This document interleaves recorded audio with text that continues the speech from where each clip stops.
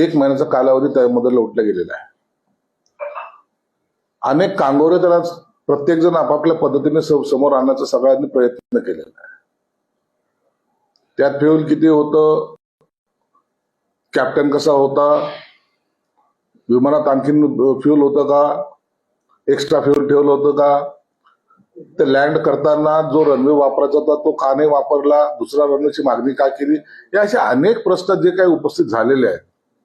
आणि मुळामध्ये तो ब्लॅक बॉक्स होता, तो काही लोक सांगायचे की तो जळालाय पूर्णतः, परंतु आता माहिती अशी आलेली की तो ब्लॅक बॉक्स सुरक्षित आहे.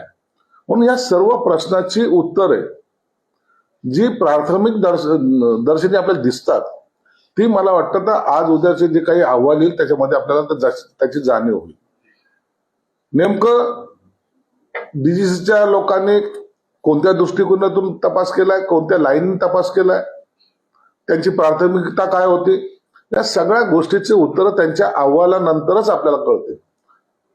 परंतु जोपर्यंत अहवाल हा आपल्या समोर येत नाही तोपर्यंत त्याच्यावर भाष्य करणं मला वाटतं उचित सुद्धा होणार नाही.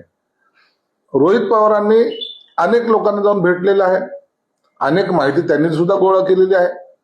त्यांनी काल मुख्यमंत्री साहेबांची सुद्धा भेट घेतली आणि सर्वांनी एक त्यांना आश्वस्त केलेलं आहे की आम्ही तुम्हाला त्या प्रकरणामध्ये निश्चितच जे काही सहकार्य करायचं असेल ते निश्चित करू.